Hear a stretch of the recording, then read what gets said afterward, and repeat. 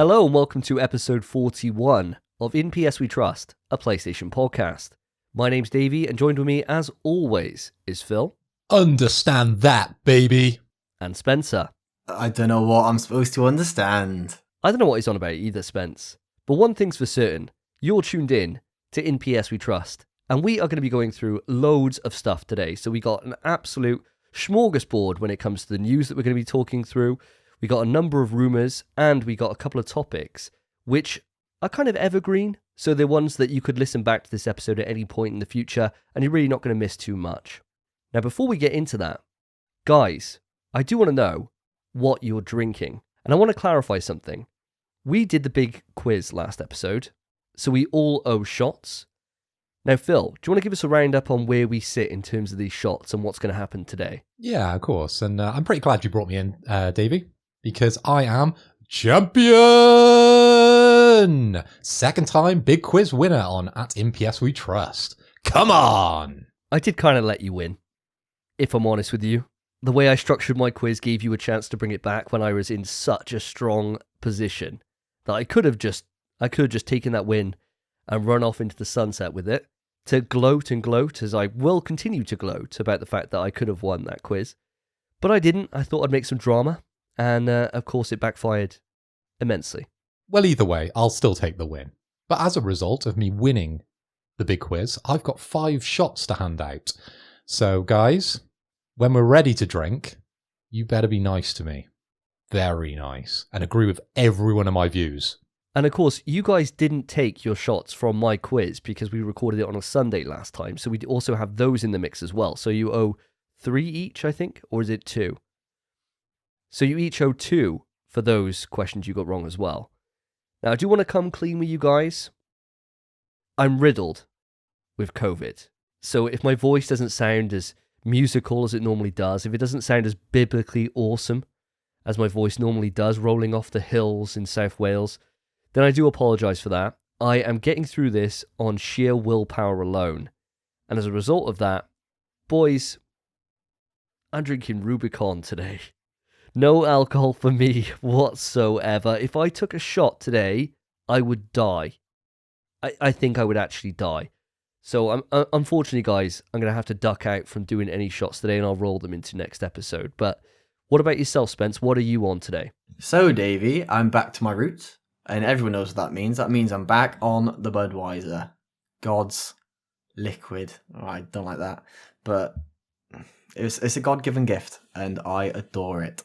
However, even though I am in perfect health, I will not be doing the shots I owe. I know I owe 2. I know that. But I won't be doing them today because it was my birthday this week. I turned 24. Fuck it, I don't like being 24, man. That's so close to 25. 25 is peak.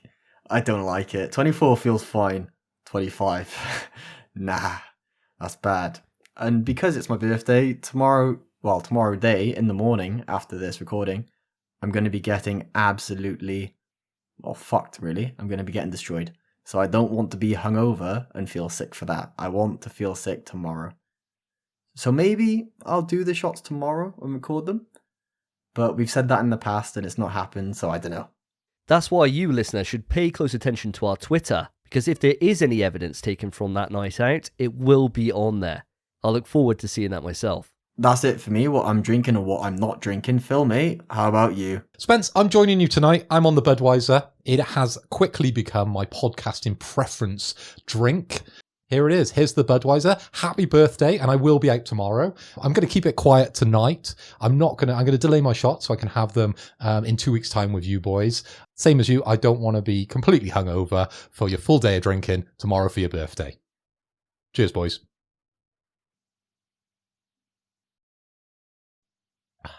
So following that taste test, let's move it on to what we've been playing. This time on NPS We Trust, what have the boys been playing? So it's been 2 weeks since the last podcast episode, and I'm desperate to know what you guys have been up to in that time. Tradition states we start with yourself, Spencer, and I want to know, have you finally got the platinum in Elden Ring? Well, I beat the game. I didn't think I'd get the platinum. Let's say I never really planned to even get it. So I thought once I beat this game, it's taken me, I don't even know how long the game's been out now. Almost 2 months. Took me too long.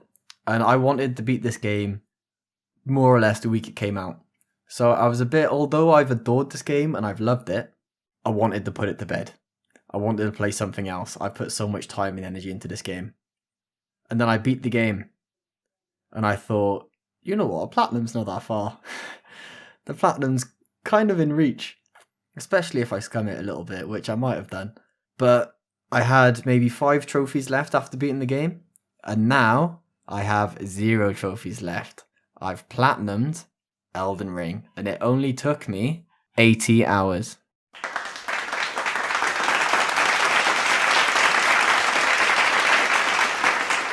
Well done, mate. Finally getting the platinum together. That's an awesome result. Like you said, you started off and you had such a good start on this game. I think you clocked up like 40 hours within like the first couple of days. And then it seems to be like it's been a bit of a struggle for you to get through the rest of it. Do you feel this game has just been too long? Or do you think it was just more of a case of just your time allowance? Now, you're juggling in work and girlfriend and kind of everything else. I think it's a lengthy game anyway. It is a lengthy game. But back in day, back before I had a job and a missus, and it was just me and my PlayStation and my boys, it would have been a perfect game. It would have been the perfect length because I wouldn't have cared. I'd have spent a week on it straight and I'd have got the platinum week 1 and I'd have loved it. I'd probably still be playing it because I wouldn't have anything to do. I'd be playing it for fun. My time allowance, which you mentioned, kind of made the game a bit of a chore. It's a difficult one, really, because, you know, me and Davey are seasoned vets with this. You know, we're both in relationships. We both got full-time jobs, and we're used to that juggling act of trying to get a good amount of PlayStation time into our diaries. Davey, much more successful than myself with it.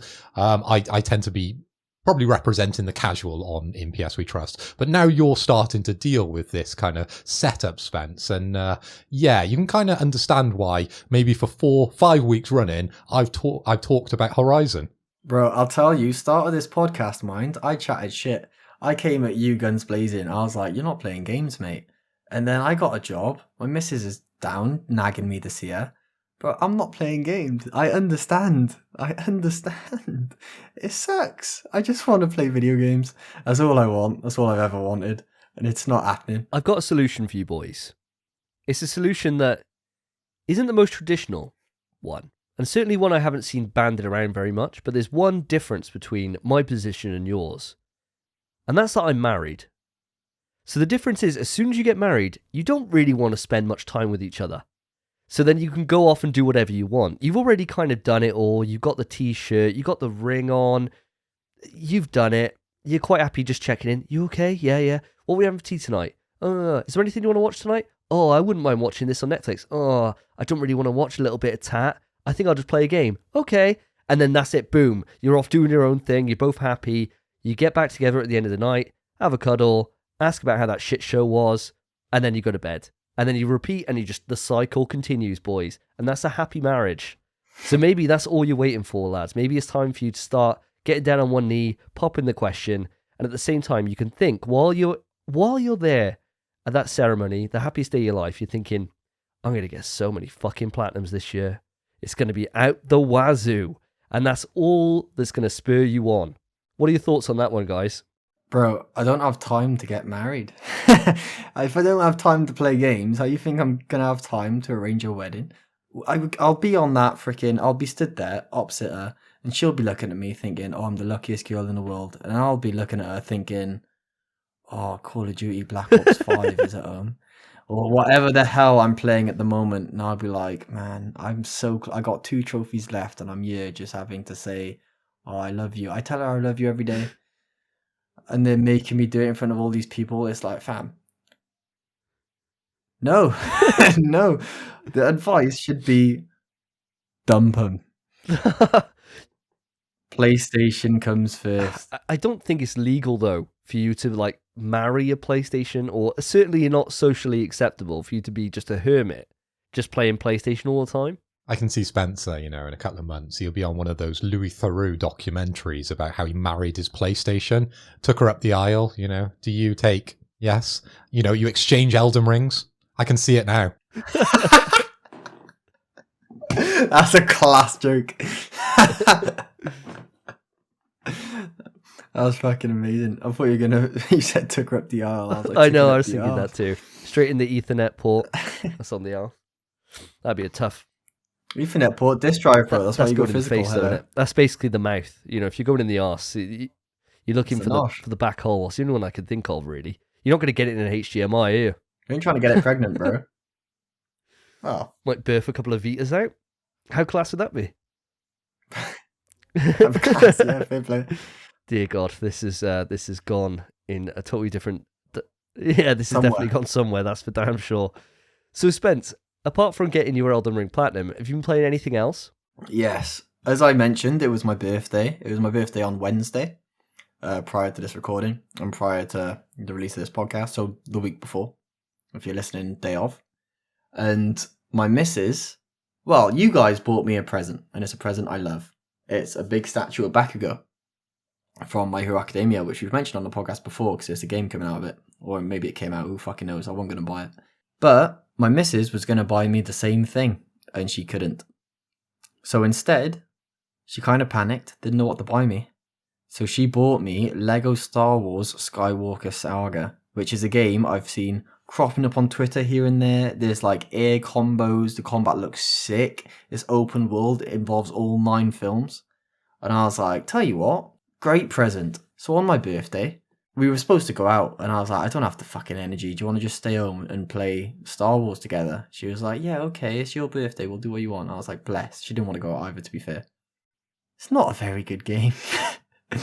It's just not. I mean, we started playing on co-op. For some reason, she had like some weird glare on her screen, just over her character the entire time. It wouldn't go away, and even in cutscenes, it would stay there. Just like a weird circle of glare. And then not only was that happening, like constantly, at one point, my character just decided, you can't control me anymore. And he just started walking into a wall. And I could make him jump, but that's it. If I pressed any direction, he'd walk, but only towards the wall.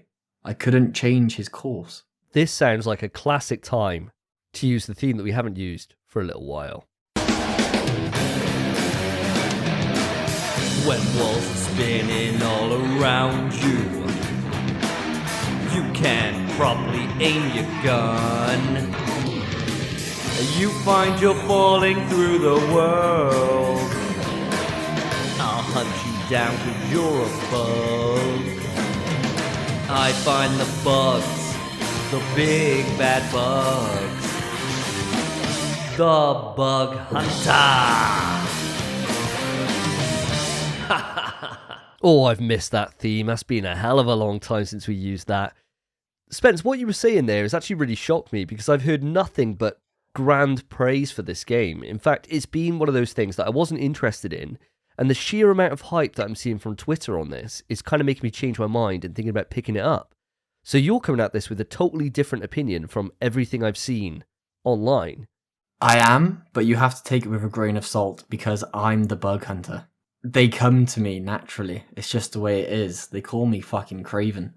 Everyone else, I'm sure, flawless experience, perfect game, 10 out of 10. For me, it's not meant to be, really, is what it is. It's been a long time since I played a Lego game. I think the last one I played was Lego Marvel Superheroes on PS4, which I had early when the PS4 wasn't long out.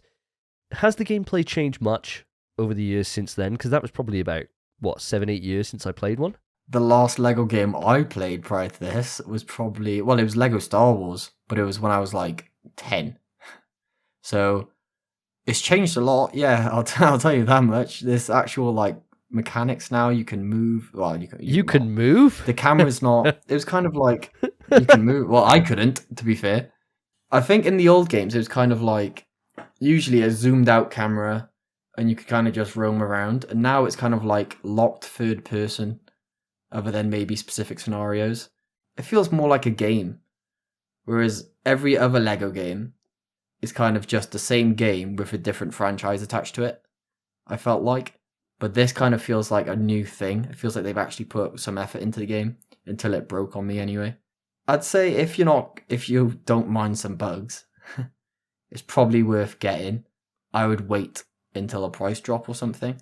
So do you think this is it then? You're kind of just done with it already? Or do you think this is something that you and Georgia are going to end up going through and kind of seeing it through to the end of the game, playing it in co-op? I'd like to say that I'm done with the game.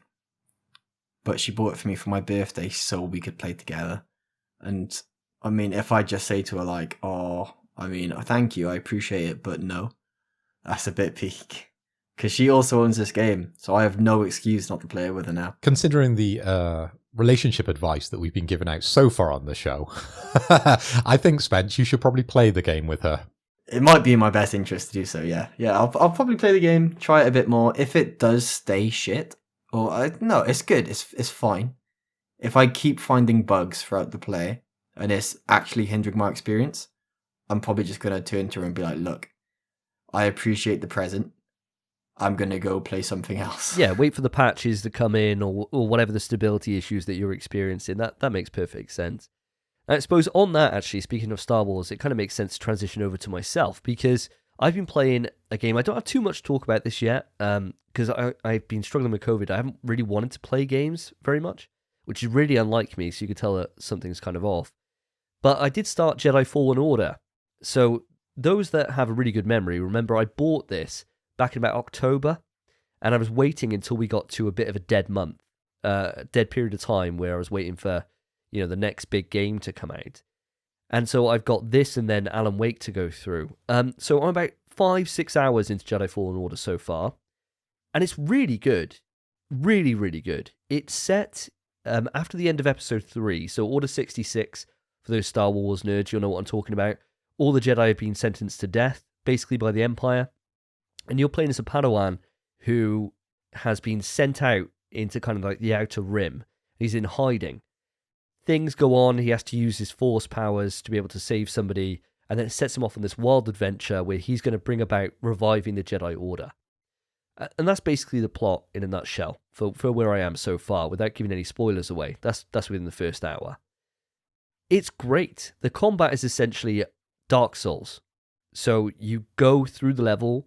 You've got parry timing to be able to deflect blaster fire or to be able to deflect melee attacks. And it's really challenging. Like, I fought this frog, and this one frog killed me more than most bosses in Elden Ring. This frog absolutely destroyed me. And it was kind of that same thing that you get in Elden Ring where you think, I'm going to go off and go somewhere else. But I couldn't help myself. I just fought that frog over and over again. What game these days isn't just Elden Ring or a Souls-like game? It just feels like everyone is just trying to imitate them. It's just the kind of same story that we've gone through now with Fortnite and everybody doing battle royales. Now everyone seems to be doing Souls-like games. This admission to this game puts me off even more, Davey. You know my hatred when it comes to the Star Wars franchise. Just to bring everyone up to date, I also hate Lego, so I'll definitely not be playing the Lego Star Wars game that Spencer has gone through. But Jedi Fallen Order, a Souls-like game? Really? Yeah, but it makes perfect sense. You got melee combat. Is the Souls formula in terms of melee combat is probably the best outside of, if you're talking about like kind of a more juggle-based game like God of War or Devil May Cry. There's kind of like those two paths of distinction there. Oh, and I suppose you could chuck in something like a Dynasty Warriors or whatever as the three kind of schools of kind of melee combat. And for me, the best one for this is definitely on the side of Demon Souls because it does what I like it to do. It's challenging, but it's really rewarding. It's really weird, actually, because it's a mix between Demon Souls and Uncharted, which is a really weird mix, right? So you'll go through and your combat's all the same as any of the Souls games, but then you go through the level in the same way that you would an Uncharted, where it's very story-driven. It's climbing, traversing your environment. He's saying quips, it's very kind of like light-hearted in its delivery. And it's all full of spectacle and scale. So when you go on top of a mountain range, it's really impressive around you. There's loads of stuff going on. You're chatting to your little bot, your little droid buddy. It feels a perfect mix between those two things that I thought could never possibly work together. And it does. So I'm really looking forward to get further into this, unlocking some more Jedi powers, starting to level up a little bit more. It's got a skill tree kind of like God of War. So it is kind of like this mixture of these three things kind of put together. It makes it feel unique in its own right, but you can see where the influences are that have created it. Really unique game. I'm really, really enjoying it, and I'm glad I've come to it because it had a PS5 patch which put it at 4K 60. It just looks gorgeous. So I'm so glad to be finally putting some time in, and by the next episode, I'm sure I probably will have completed it. You've kind of gone through a bunch of different kind of setups, I guess, archetypes for games there. You've sort of mentioned Souls-like, you've mentioned Uncharted. I mean, is there any speed running in there? Is it anything like Mirror's Edge? It seems like to have a little bit of everything in this game. Does it master these kind of elements, Davey, or is it kind of just bangs everything in, not really done that well? Or how would you comment on the execution here? So far, from what I can see, the execution is pretty much flawless. I'll need to get further in to see how the story kind of takes over. And bearing in mind, this was a game that came out in like 2019. So even though it's got this graphical polish onto it with the PS5 update, it's nowhere near the kind of polish that we're used to seeing now on the PlayStation 5 generation. You know, the mocap from the different actors that are in this aren't as good as something like Horizon or anything else that we've been seeing over the last couple of years. But as a PS4 game, this would have been really impressive if I played it at the time. And on PS5, it does hold its own with the patch. It looks great. And so far, all the different mechanics that I've seen have been utilized really well. So I'm really excited to get further into it and give you some more in-depth information, probably on the next episode. So Phil, that's kind of covered off most of everything we talked about. And as you said, you had certainly not been playing a Star Wars game. So what have you been playing these last 2 weeks? Definitely not. I think Star Wars, it's the one franchise I think a lot of people expect me to like. You know, they see me on a PlayStation podcast. They see me surrounded with, geek chic from the roof down to the floor in my office.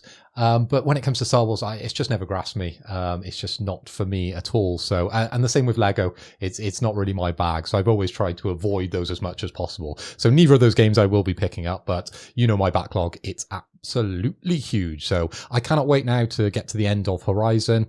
Just a quick update, really. I am 60 hours in, level 44, so I'm very close to the end. I know I've said it probably for the last 3 weeks running that I'll have this completed, but I promise you guys, the listeners, the viewers, that I will be finished next episode. So that's episode 42. One thing I do want to sort of update you guys on is what else I've been up to over the last 2 weeks. I was very kindly invited by friends of the show, Jason Bradbury, to be part of his 80s electro dance party live on stage in Insomnia 68, which was a very cool experience. I got to join Team Terminator alongside Kwang from Adobe Tech. He's an indie Game Boy developer. Game launching very soon, game called Diffused. I've made sure to put in my pre-order. And we faced off against Team Knight Rider, Staff Sergeant Barry from Hero Up Gaming. And then we had some real star power against us, DJ Dave from Utah Saints. And we had a bit of a quiz on stage, all hosted by Jason and Trista. And the scores were kept by Jason's son. And that was all in aid of Gamer Beats Cancer. That was the charity the event was put on for. I've put up a vlog of my experience. The URL will be in the description. Yeah, you can find it all on our YouTube channel. I tell you what, it was awesome to see your experience and to see how natural you were on that stage. You sat down on that sofa, legs up. And the only thing I was gutted about is I saw a couple of your dance moves there, Phil, but I didn't really see the full list of your dance moves. You got very much a dad dancing style about you. And I like it. I appreciate it. It's a hard act to master when you're not a father yourself. It's something that I've kind of grown into with my son being 3 now, this dad dancing style. But you seem to have really just nailed it straight off the bat. On my team, I had Kwang, and he's an ex-break dancer. So I just let him go. I said, I didn't want to upstage him. I said, we'll let some new talent through. I didn't want to take too much of the stage. As I've been doing for most of the quiz, I thought, let him through, let him have a bit of space. So I just stood back and just give it the ones behind him. Just give him that support that he needed. And I think it went down really well. We actually won the quiz in the end. So that's big quiz for me. Boosh. And that's the 80s Electro Dance Party Live. Boosh. So that's double quizzes for me. Quizmaster. Well done, Phil. Well done. Phil, mate, so during your time with the quiz, congrats on winning, by the way. We're very Represent. proud of you. Very proud. Did you happen to answer any PlayStation-focused questions? Well, Jason, I think, set me up a little bit. He did send me a text and he said he was going to include some PlayStation questions because obviously he's a friend of the show. He wanted to show some support, but actually there was 0 PlayStation questions.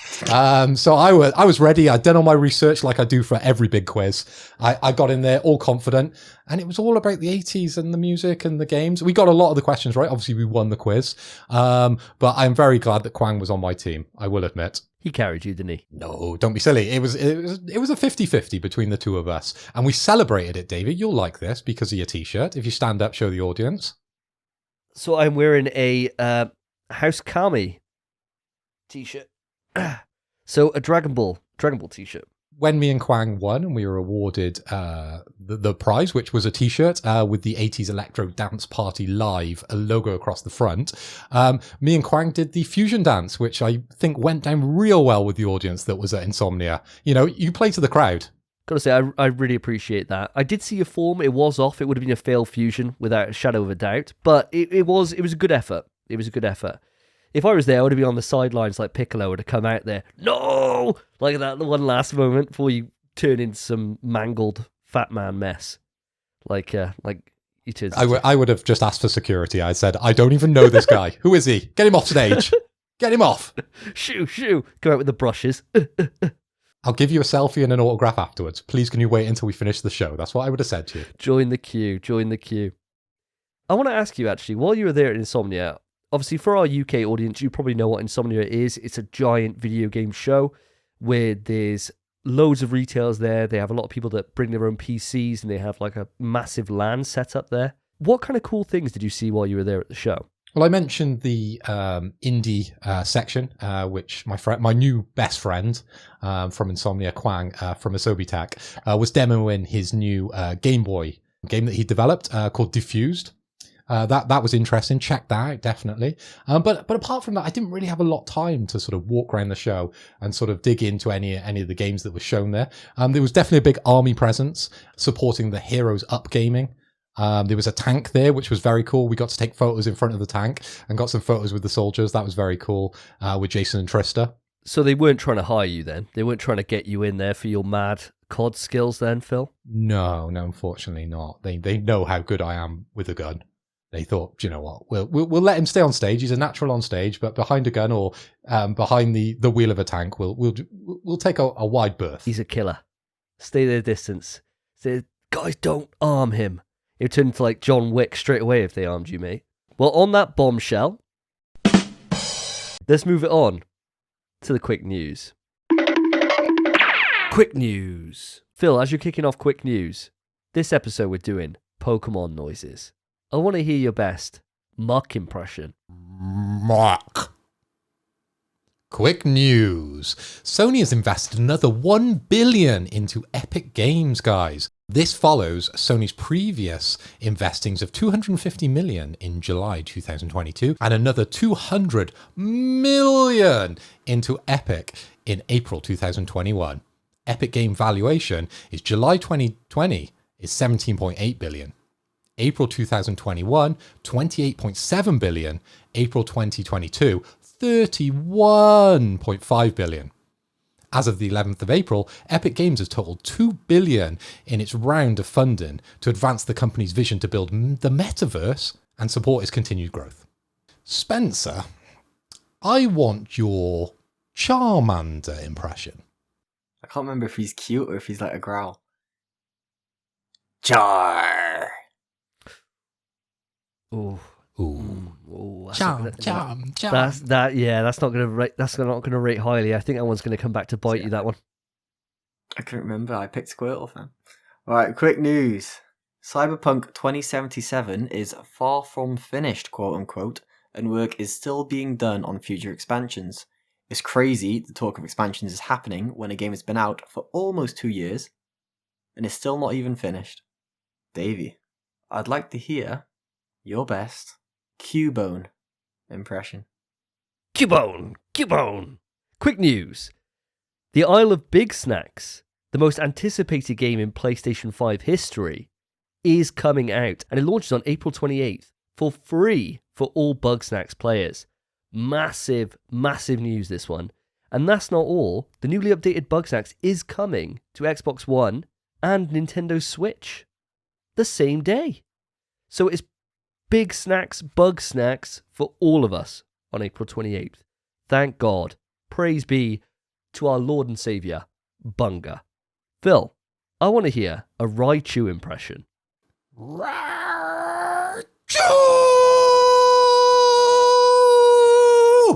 Ooh. Quick news. Square Enix officially announces Kingdom Hearts 4, guys! Not a lot else to say outside that headline, but if you're interested in the series and looking forward to the 4th installment in the Kingdom Hearts, you might want to head over to our YouTube to see how we react to the game's trailer and thoughts on the game. The URL will be in the description below. Spencer, I want to hear your best Vulpix. What am I getting the fire types? Vol? I don't know how it sounds, man. I don't know what noise it makes. The good thing you got on your side here is I don't think anybody knows what Vulpix sounds like. Nobody picked fucking Vulpix, did they? They all went to Ninetales. Ninetales, that was the evolution, wasn't it? Vulpix? Yeah. Yeah, so no one knows Vulpix, mate. So I think you're quite safe with that one. We'll see. Don't have it out for me, please, listeners. Quick news. Sony is updating their PlayStation Plus policies. This is a result of an investigation from the UK Competition and Markets Authority into auto-renewal processes, with Nintendo also agreeing to change how its online service is handled. The specific change is reminding users that don't use the service to cancel their subscriptions. Davey, I'm trying to think, because you're old, you know. I'm trying to think of 151, because I know I'm past that gen, you know what I mean? Yeah, anything past that's going to be a struggle for me. So you could screw me over. You could screw me over here and give me some random Pokemon I've never even heard of in my life. I want to hear you do Meowth. Do you want it from the anime? So he's like chatting in like kind of a little Cockney accent, or do you want it as he actually sounds? Why don't you give us the full Team Rocket, Davey? Prepare for trouble and make it double. To protect the world from devastation, to unite all peoples within our nation, to denounce the evils of truth and love, to extend our reach to the stars above. Jesse, James, Team Rocket blasts off at the speed of light. Surrender now or prepare to fight. Meowth, that's right. Quick news. Digimon Survive will launch on July 29th for PS4, Xbox, and Nintendo Switch. Producer, and I'm probably going to butcher this, so I do apologise in advance, Kazumasa Habu revealed the date in a tweet, with the release this summer marking 4 years since the game was revealed, and 3 since it was originally meant to be launched. Published by Bandai Namco, Survive breaks the formula of previous Digimon games by blending the visual novel and turn-based strategy RPG genres. Now personally, I was never a fan of Digimon. I was always a Pokemon Ride or Die fan, but for those that do like their monsters to be digital, this is something for you to keep an eye on. Phil, I want to hear your best Psyduck impersonation.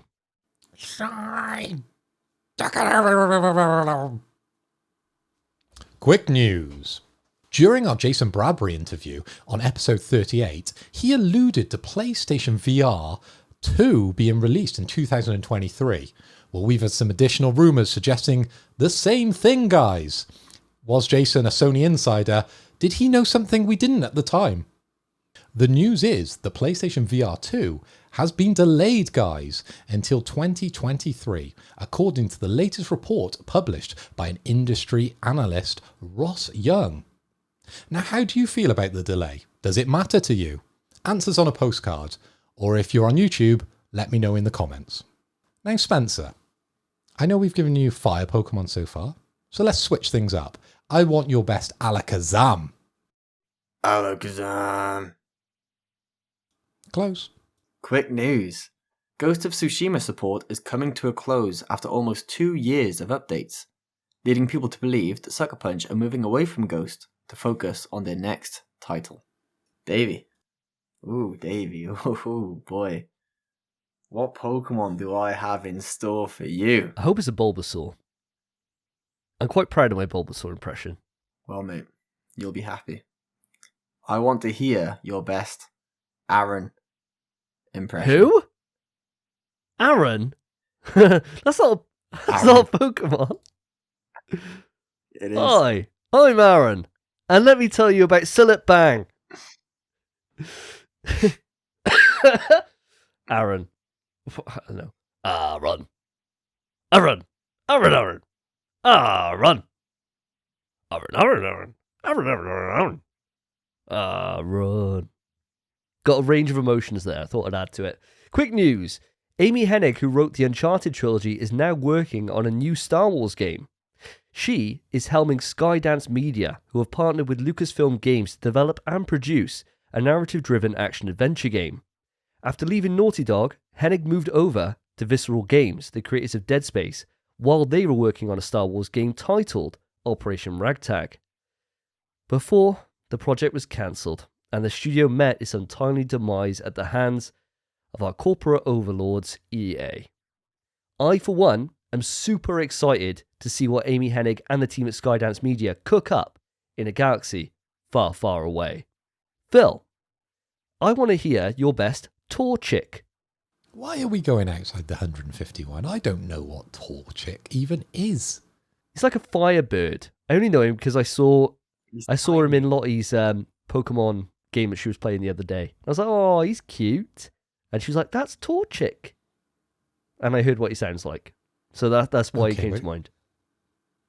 Okay, cute, small. Torchic, chick, chick, chick, chick, Torchic. Quick news. A brand new Tomb Raider game is in development at Crystal Dynamics. And it's set to make use of the shiny new Unreal 5 engine. The last entry in the Tomb Raider franchise came out in 2018, and it fared a little worse than its Crystal Dynamics developed counterparts. With the series returning to the studio, which has brought us the 15 years of Lara Croft, it will be exciting to see what they've got planned. Now, Spencer, I wasn't impressed with your so I'm going to go for Atkins. He was in pretty much every episode in the early days, so I want your Atkins. Atkins. Snake backwards, by the way. People don't know. That's why we love Muck. Quick news. Sony is reportedly planning to put adverts in free-to-play PlayStation games. This is supposedly being introduced as an incentive for developers to keep making free-to-play games and to give them a way to monetize those games. It's claimed that Sony have yet to decide whether or not they will be taking a cut of the revenue. Just before we move on, guys, I do want to ask you a question on this, actually. Just super, super quick. We're in quick news, so I want to keep it fast. What do you think about this?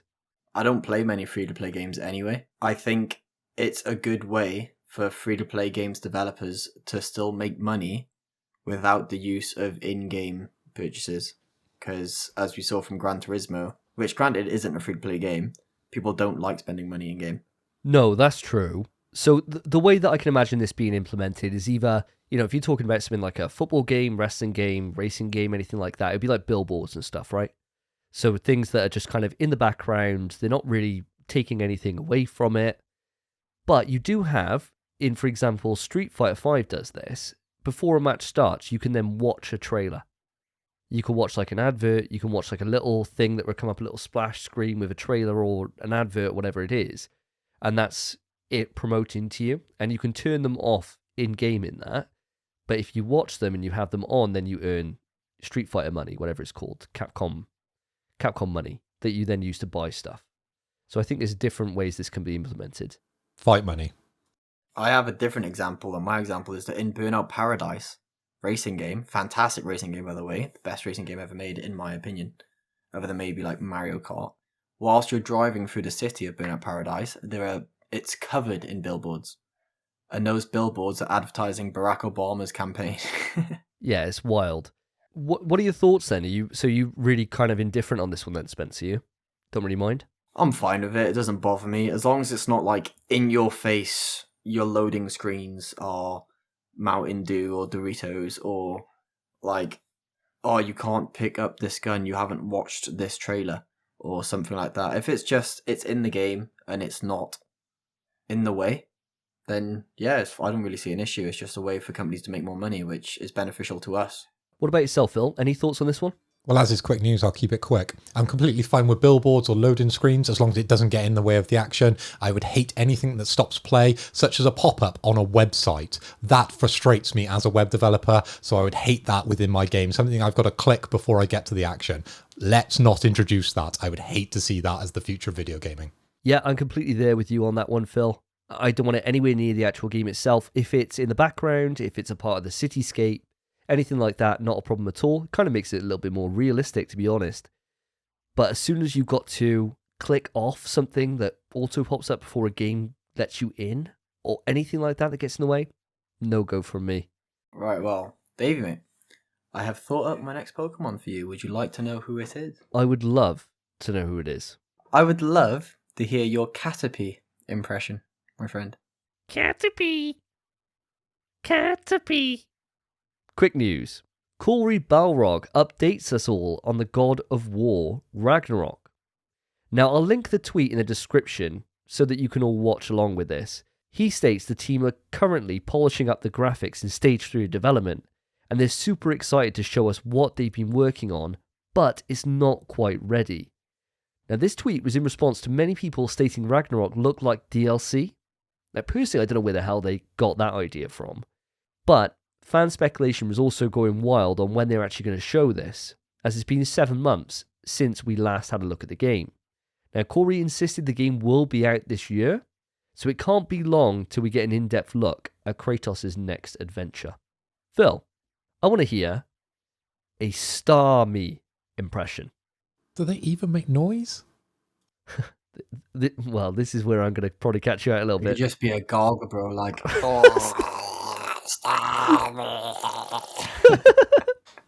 This one could catch you out, I'm not going to lie, Phil. This is a bit of a curveball.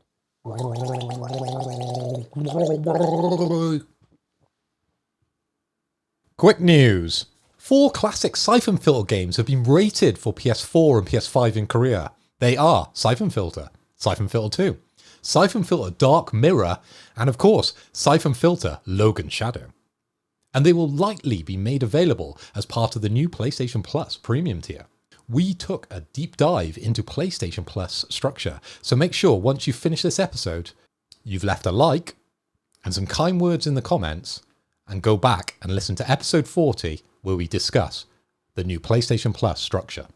So it's time for the ratings, guys. I want to hear your best and your worst impersonation / impression. Don't know why I'm calling them impersonations all the time when it should just be an impression, right? I don't know why I do that. Anyway, Spence, what is your best and what is your worst out of everything that was shown to us today? Well, my favourite one to hear, I don't know what my best was because I don't really know the reference points, but my favourite one was easily the Starmie because it made me feel sick, and I feel like that's what a good one should do of Starmie.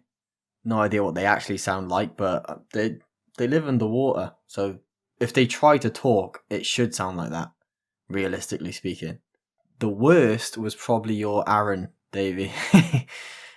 I had no idea what I was doing with that one. Literally no idea. What about yourself, Phil? What was your best and worst?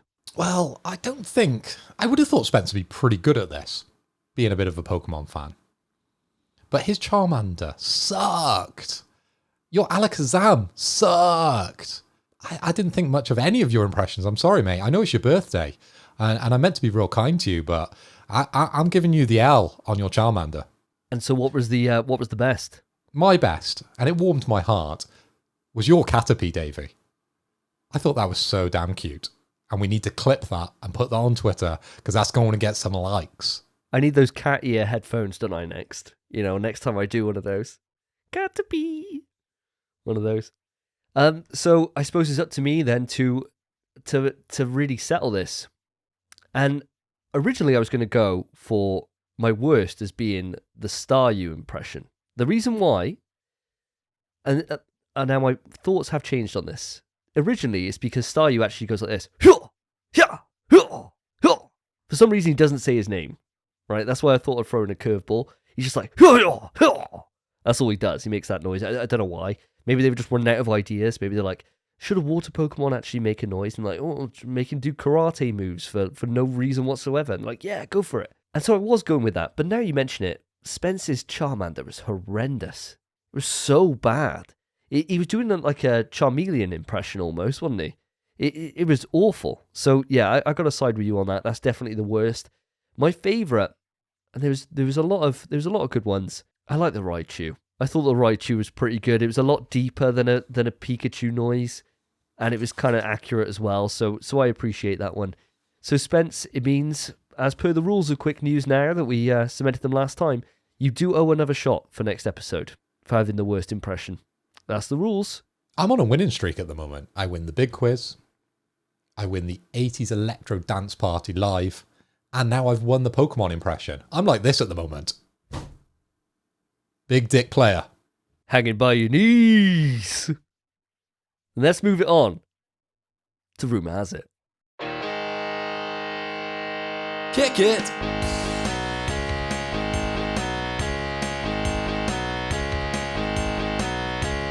Wake up with a rumour and you don't want to go. You ask if it's confirmed and they still say no. Rumour has it that Dino Crisis, the long-awaited spoiler cast from the past, episode 2, is going to happen, guys. Now, this is a wild rumour that's come out of nowhere. I say come out of nowhere. That's actually been percolating under the surface for probably about 5 months now. The rumour states that we will have this episode out on Wednesday, the 18th of May. So it means we got one more normal episode to go, and then we're going to have Dino Crisis out for you guys. Now, I will be announcing on my YouTube when I will be streaming this. I'm not sure what plans you guys have for it, but I will definitely be streaming my playthrough so that you'll have evidence that I've actually played it and you can see where my critiques and my praises come from. You guys excited to be getting into this finally after so long? I wouldn't say I'm excited, but I'd say it's been a long time coming. And I'm glad that we'll finally put Dino Crisis behind us. I'm saying this as if it's a bad game. I have no idea how this game's going to go. And I'm excited to experience what Capcom was doing back at the same time they were making the game the game. I'm excited to see the similarities and the differences. So I am looking forward to it. And I'm looking forward to us not always saying, yo, what are we playing Dino Crisis? What about yourself, Phil? Do you know what, Davey? I still don't believe it. It's pure lies. We're never going to get round to Dino Crisis. As much as a loved game by myself, I just don't feel us all doing it. I think you've lied to the viewers. I think you've lied to the listeners. Denied. It's not happening. Well, that's 2 of us that are believing the rumour and 1 that isn't, so we'll have to wait and see on March 18th on the supposed release date of Dino Crisis Spoilercast from the Past, Episode 2. So, boys, rumour has it that the long-awaited, sought-after game, Dead Island 2, could be revealed this summer, and apparently could get a September release date, says an insider. All I have to ask is, do you think it's legit? Do you think it's happening? Are you fans of Dead Island? Have you played the prior games, being Dead Island 1 and Riptide? And just, did you pre-order the collector's edition with the big titties? Let me know. So, Spence, to answer your question, Dead Island 2, am I a fan? No. I played the first one. I put probably about 30 odd hours in, played it with my mate Polly, and we enjoyed it. We thought it was okay, but I could always see how rough the game was. Now, the sequel, Dead Island 2, was first announced back in 2014. Can you believe it? It's been 8 years, and it's still not out. Absolutely insane. Now, when this game was first announced as coming out in 2014, it was a big shock, actually. I remember everyone being really surprised, and there was quite a bit of a kind of build-up of anticipation for this to come out. It's been so long. This game means literally nothing. Nobody cares. If anyone's excited about this, I'll be amazed. I certainly am not interested in this whatsoever, especially as the developers who made this originally went on to do Dying Light and Dying Light 2. So we got no expectation of this being good, and seeing it's been in development hell for this long, it's going to be an absolute stinker. I'm calling it now. It's going to be bad. I just hope to God that they do come out for a collector's edition just as bad and as plainly insulting as the first game did. Like you mentioned about the big titty lady, it was basically, for those that don't know, it was a bust of a woman in a bikini with quite a massive rack. She had no head. Her head was cut off. So it was just this statue you'd put up somewhere that would just be a headless woman with massive tits. Why would you ever want that up? Like, what kind of conversation are you ever going to have with that that's going to be positive? Everyone will think you're a serial killer. Imagine getting that for Christmas. Your mum and dad are like, oh, what do you want for Christmas? Oh, I want the new Dead Island game. But can I go for the collector's edition, mum? And she's like, yeah, of course. She goes into the shop. She goes into game. She's like, one Dead Island collector's edition, please. The guy goes, really? And she's like, yep, it's for my son. He's 18, because obviously it was age rated at the time. And he walks out and he just brings you a pair of boobs. Not a good look. It's not so much that it's just the tits. It's just that there's no head to it. You know, if there was a head on it, a zombie head, you think, okay, well, that's fine. You know, tits and a zombie head, you know, that's fine. Hard wank, but you could probably do it, right? No head there? Jesus Christ, that's not good for anyone. I mean, we all got different opinions and different things to, you know, get us going. I'm seeing a nice rack, and she can't talk back to me. There is that, mate. There is that. That is true. That is true. You're not going to get bossed around, are you? But I can imagine it being more of a hindrance than anything else. You know, you got a limited lifespan on a corpse. You don't have that long that you've got them there that they're still usable. I imagine that it's going to be quite a bit of work, you know, heating them up a little bit to try and get some... This is getting really dark. This is getting so dark. Oh my God. Let's reel it back in. Let's reel it back in. I was just going to ask, because obviously this collector's edition, it's for the dads, isn't it? You know, it's for the dads who play PlayStation and still think they're cool. Was there any games for the mums? Was there an alternative? What, just you're talking like swimming shorts with a bit of dick poking out the bottom? Well, I wasn't going to be as crude as that, but that's where I was alluding to, yes. This is a game for the fellas, let's be honest, that's all it is. The mums, they would have pre-ordered the collector's edition of Saints Row the Third with that giant purple dildo bat, and I think they'd be quite happy with that one. That's a win for the women, equality. We've got a long way from having these absolutely ludicrous collector's editions. I mean, if we do get any more that come up in the near future, then you best believe we'll report them here, because there has been some absolute stinkers over the years. That kind of feels like an MPS We Trust topic that we can pick up on in the future, because I've got a fucking baby in a collector's edition. That's weird enough, let alone a woman with her head cut off. Let's pick that up on a later episode. Sounds like a plan. So bringing it back onto Spencer's question there, do we reckon this is actually coming out? Yes, I could probably see it being announced. Maybe it would be at, you know, Jeff Keighley's Summer Games Fest and it would be shown there. I have no interest in it. And personally, I think it's going to bomb, because this game has no cachet whatsoever for really anybody. What about yourself, Phil? How are you feeling on this one? I just looked through my collection as you were reminiscing about this series, and I do, in fact, own, and this is for the visual listeners, Dead Island, the original, PS3. So that's how long we've been waiting for a new version of Dead Island. And to be honest, my memory's pretty hazy about this game. I know there were zombies, I know there was a beach, and I know there was lots and lots of sexual innuendo. Outside that, I don't really know much about the game. I don't think it's anything I'm keen to sort of revisit, and I'm pretty much echoing everything you've said, Davey. I have zero interest in this.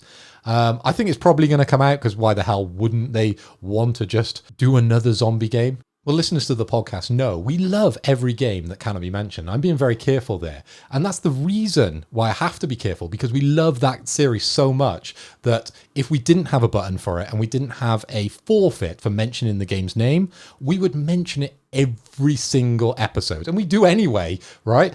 We'd mention it way too much. We love zombie games. So this, on paper, if we were on Love Island, this would be the game that I would be picking. But because I've played the original, it just isn't. And bringing it back to yourself, Spence, when you brought this in, what are your thoughts on this? Are you interested at all? What I would like to see is when they do release it, because it's going to get delayed, I want them to release it, collector's edition, step away from the headless breasts, and just release a nice vinyl that contains one track and one track alone. And that's the track from the original Dead Island, from Sam B, where he says, Sam B is the thing that got bump in the night. Who do you voodoo, bitch? Because that song, back when I first played this game, even after this game, when I'd finished it, I loved that song. I played it on repeat on YouTube. My mum heard me singing it, and that song has terrible language. And I was like 12, if that. I might have been younger. She came in and told me off. She was like, I heard that. And I was like, sorry, mum, I'll turn it off now. But now I'm 24. I can listen to that song all I want. I want that vinyl. So that is what would make me buy this game when it releases in 2026.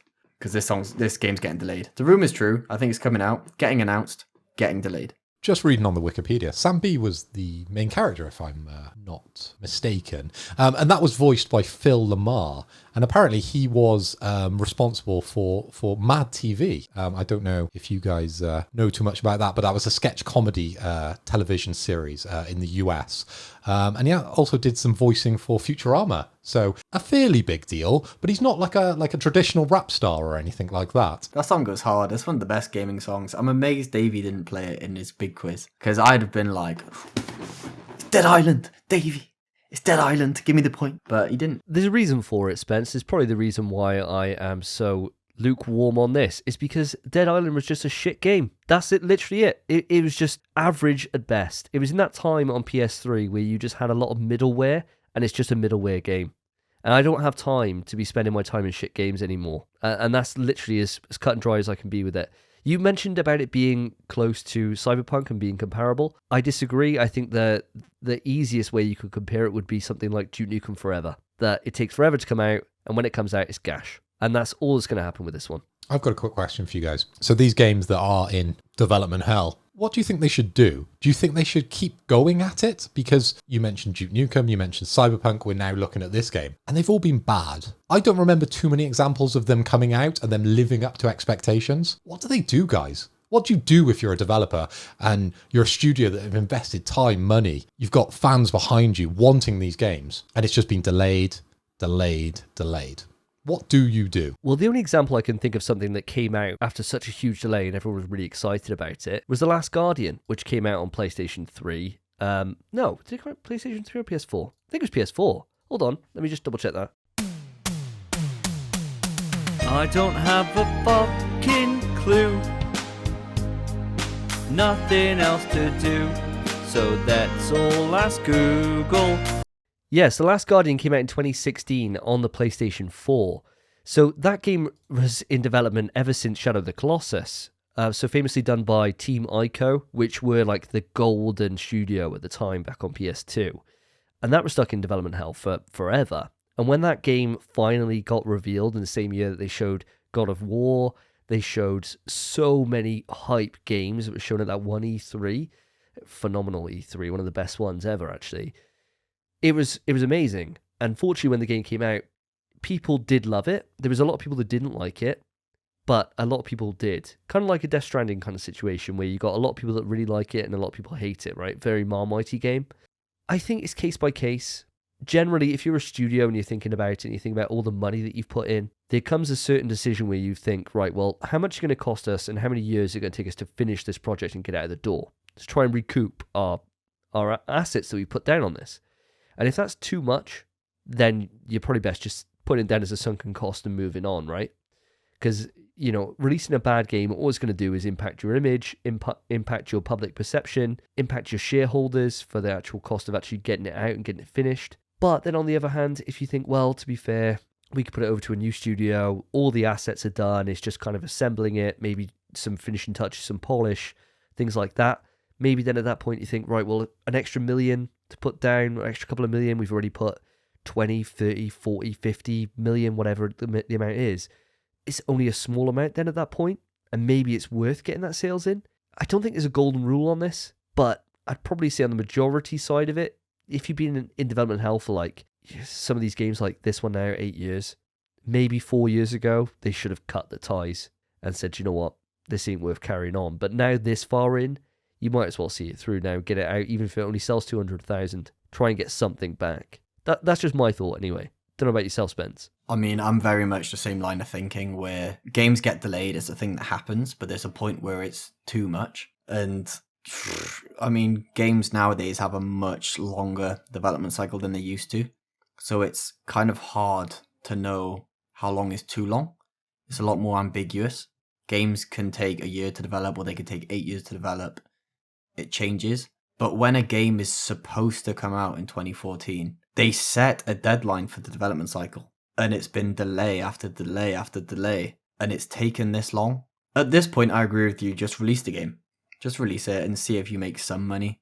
That's basically what they did with Cyberpunk. But I think you're completely right with there should be a cut-off point where maybe 1 or 2 years after the game was supposed to be released, if it's still not even close to being made, just chuck it in the bin. Get them on a new, easier mobile game or something. Get them doing something to make them money. It's hard to tell if delays are beneficial or not nowadays, because a lot of games are getting delayed and releasing to sour reception. Delays are very 50-50 at the minute. I got something I want to pick up on what Spence said there, but I want to make sure that, Phil, you get your chance to say something before I kind of go into this a little bit. So have you got any thoughts, Phil, before I lay down what I think about delays and stuff like that? Yeah, of course. I've always got thoughts, and that's why I'm on a podcast, because I'm on this pedestal and you're here to listen to my thoughts. My thought is that we're missing an opportunity here. Sony need a throwaway studio where they can adopt these games, where they can take on development hell games, where the impact isn't so big to these developers that have been built up and built up and built up. They can pass it over to another developer, they can finish off the game, and if it goes well, it goes bad, it's not reflected on the original studio, which a lot of people potentially held in such high regard. You make the money either way, but you get someone else involved, and they're kind of like your fall guy. But everyone knows they're the fall guy, but everyone enjoys that idea that they're taking the fall. They've finished the game. They get all the praise if it's good, but they get all the flack if it's bad. So kind of your idea then is more akin to, you know, like when you default on your credit agreements and you go to like a debt collector. And so what they do is say you got like a 15 grand loan, and that's defaulted. They'll buy that from the company. They'll buy that debt off them for like 4,000. You know, like a super discounted amount.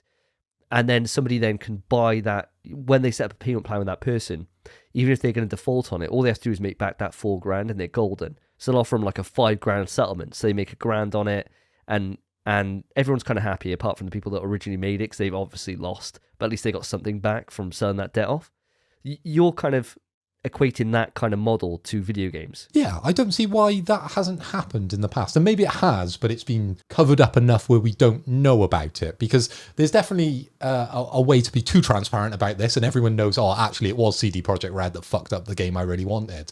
But if it passed over to another studio, there was another name, another face involved, then potentially if you didn't know it was all planned, you might blame someone else. But yeah, that's the idea that I'm putting out there. I don't understand why it's never really happened. I suppose the only problem is that they announce these games so far in advance that everyone knows about it. You know, if it was something that wasn't ever announced or something that wasn't shown, then there's no chance of it kind of like any potential backlash.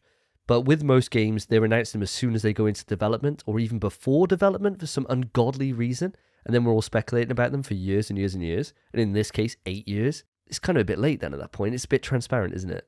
I suppose that's the only downside to it. But interesting thought nonetheless. Where Spence was saying about delays and he doesn't feel they're ever good or that they can be a bit dodgy, I think for the most part delays are fine. And I think the reason for that is because they do bite off more they can chew, and they think, you know, maybe the polish isn't quite right, it's not quite there. You think about some of the best games we've ever had. You know, if we talk about anything the Naughty Dog have done, they're always delayed. It happens like every single time. And they're not massive delays though. They may be like 5 months, 6 months, maybe a year at maximum for most games. And I think that's fine to get that polish in there. And ultimately, like Miyamoto is famously credited with saying, after you release a game, it's out there. That's everyone's first impression. I obviously didn't say this word for word verbatim, but as soon as you put it out there, that's your first impression. That's your chance to get everyone through the door. That's where most of your sales are. You're best off putting your best foot forward, and I think a delay can really make that launch be the difference between Cyberpunk, where it is when it launched, and now 7 months later, where it is now, where it's actually a really good game by all accords. I think that a delay can make a big difference, but ultimately, if you're going, like you said, Spence, years and years and years on, you've got to cut ties at some point. And ultimately, that's down to the management, the studio, and a failure at management where they haven't pulled the plug from underneath them. And they've just gone on, and it's just been badly managed. And that's what we're seeing here with this game. So we'll have to wait and see where things move on from here when we actually get our first look at the game in probably a couple of months' time. But I think we're all in agreement here that none of us are very excited about this. Okay, guys, the rumour mill has been turning. And oh my God, this one's a big one. And I'm bringing it to you guys because I know how much this means to you. The rumour is PlayStation is to acquire Fromsoft. It doesn't mean much to me. And I can already hear the listeners and the viewers cursing me because I'm not a big Souls guy. But I know you two absolutely love games from this developer. So I'm going to hand it over to Davey first. I don't want you to go too far because I know what you're like. You go off on a tangent and then you go to another tangent and then you go to another tangent and then you go to another tangent. Let's keep it top level. Give me your initial thoughts. Fromsoft acquired by PlayStation. Davey, go. It's bullshit. Nice. Spencer, let's hear it. I know you want this. I can't believe he's just said it's bullshit. That's my dreams. That's my dreams. It might be bullshit. It might be bullshit. It is just a rumour. But if it does happen, it's about goddamn time. FromSoft are so sick. And Elden Ring came out and that was huge. Absolutely huge on every platform that it was released for. Imagine if it was only released on one, the PlayStation 5. And that's, well, yeah, actually, to be fair, they don't need to get acquired. Actually, tell you what, Davey, mate, I agree. They make fantastic games. They come to the PS5 anyway. As long as they don't get snatched up by Microsoft, I actually don't think I care if this rumour's true. Okay. So both of you believe this is not a true rumour, but it's a rumour nonetheless. So there's no smoke without fire, so there must be something to it. Souls-like games are very much in vogue at the moment. Everyone wants to be them. Everyone wants to copy them. Everyone wants to get to that level. It's the games people are talking about. It's the new Fortnite at the moment. Davey, if this was true, what would this mean to PlayStation? To PlayStation, it's a big dick moment. It's a moment where you flex that you've got them, that they're under your wing. And they do have a really good relationship with FromSoft. Of course, Demon's Souls was originally a PlayStation 3 exclusive. And because that game wasn't really picked up on very well when it originally came out, nobody reviewed it, nothing like that. They didn't chase them down and lock them down to really foster this relationship. And that's why they ended up eating shit, because Dark Souls became a thing. You know, word of mouth spread, and it moved on from a cult status into now being one of the most popular video games out, and especially probably one of the biggest sellers of this year. It's not something I want to see. And the reason for that is something that I've mentioned many times on this podcast, and that's that I do not want to see Sony buy up studios that have multi-platform things. I don't like it. I don't like it when Xbox do it. I hate it when Xbox do it. And I hate it if Sony's doing the same thing. Fortunately, all the different acquisitions we've had so far have been either studios that they've built up already from the ground up, or they're ones that have existing long-term relationships with the brand. I don't want to see FromSoft games locked out from Xbox. I don't want that. That's not good for anyone. I want them to be enjoyed by literally everyone, and all I'd like them to do, if they're going to work with FromSoft, is make sure they got their own spin-offs like Bloodborne 2. That can be an exclusive. No problem with that at all. In fact, that would be the precedent. But I don't want to see them taken over and bought out. And that's why I think this is bullshit, because one, I think it would be too much of an expensive deal for them to do, especially with the cachet that they have now. But secondly, I don't think there's a single optic in the world that this looks good if they bought them, because the amount of outrage you'd have would be insane. All right then, Spence. We've heard what Davey says about this acquisition, if it was going to happen with PlayStation, but I've got a different question for you. Are we going to be on the in Xbox we trust with Potato Chief if FromSoft are acquired by Xbox instead of PlayStation because Sony have missed their chance? I tell you what, mate. I would buy an Xbox. I don't think I'd be joining Potato Chief on an Xbox to box. I'd be too invested in the game because it's all I'd have time for, because I don't have time to do a lot of things. But if it got acquired, it depends actually, because of the way they kind of do things nowadays. It might just be a case of I just upgrade my PC and just play them on Game Pass because they'd be coming day and date, which optically I think would be terrible for FromSoft, considering Elden Ring's launch and how well it did. But if I could play the game for a $5, I'd do it. And that sucks, because that means everyone else probably would as well. As much as you guys don't like it, end of the day, it's all about the moolah, baby. And if you've got Big Daddy Microsoft backing you up, I think Xbox probably have the cojones to be able to take this if they had the opportunity. But hey, it's the rumour mill. I'm only putting more rumours into the mix. I'm not sure this is going to happen, much like you guys, but we'll have to wait and see.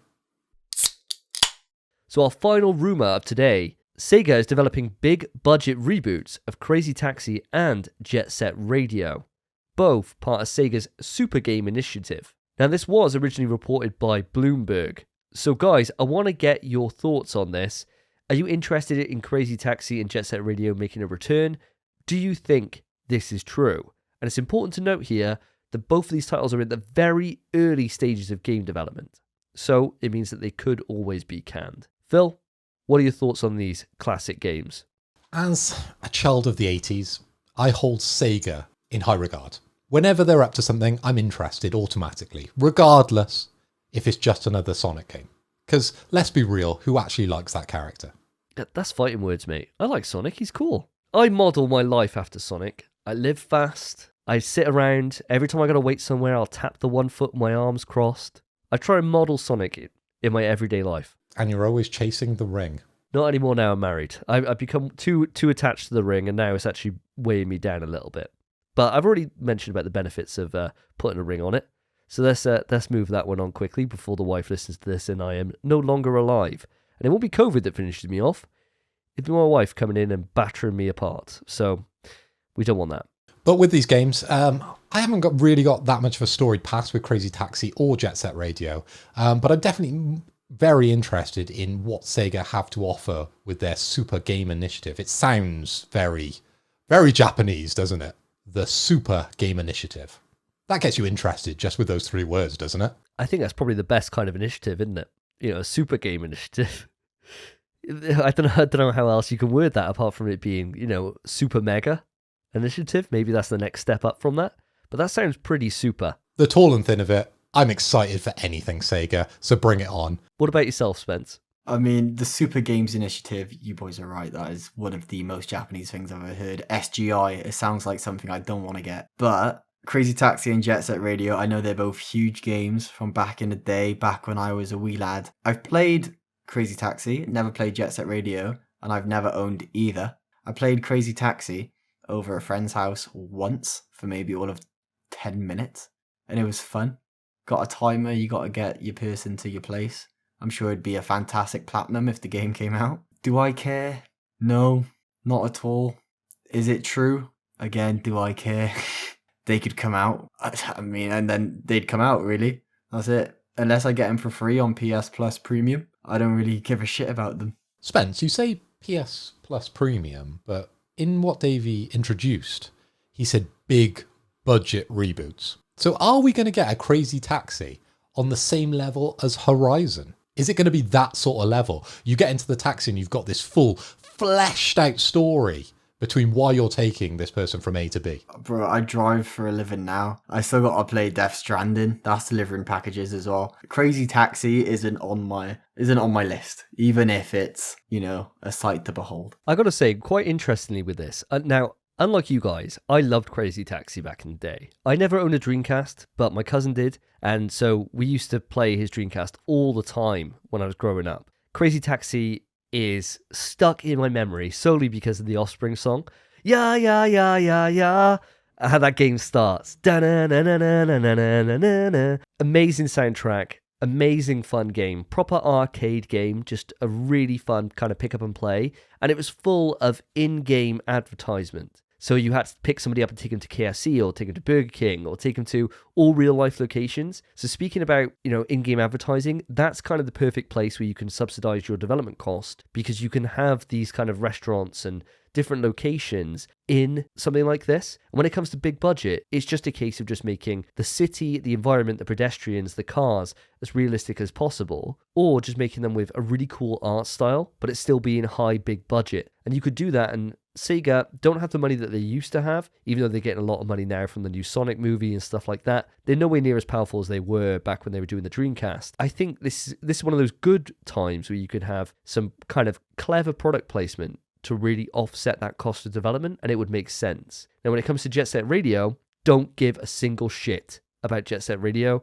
It was trash. It was tragic at the time. Everyone really liked it. Proper cult status game. It was rubbish. People liked it because you could graffiti stuff. Grow up. Yeah, I was past that when I was 13. Just grow up. Trash game.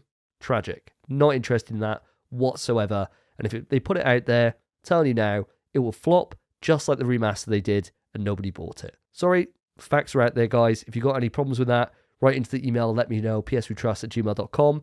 Tell me why I'm wrong, and I guarantee you I'll read it out and I will debunk everything you say, because that game is tragically bad. So when I'm talking about in-game advertisement in this game, do you think that could make sense when we're talking about the world of Crazy Taxi, taking someone from one location to another? Do you think it makes sense? I mean, I think it definitely makes sense for this kind of game because obviously you're just driving around this supposedly real world. You have to go to different locations anyway. You may as well make them real life places and get some extra moolah in the developers' wallets whilst you're playing the game. It's the perfect place to have advertisements, and it just makes perfect sense. You could have billboards around the streets, you could have actual locations, you could have maybe you could drive Trump or someone to KFC, and whilst you're driving them, he can tell you about his campaign. That sounds a bit too far. Next thing you'll be having Trump in God of War, and nobody wants that. That's a throwback to 20 old school listeners when Phil famously mentioned that Trump should be in God of War for some reason. Can't remember how drunk we were at that time. I think you answered your own question there, Davey. Very.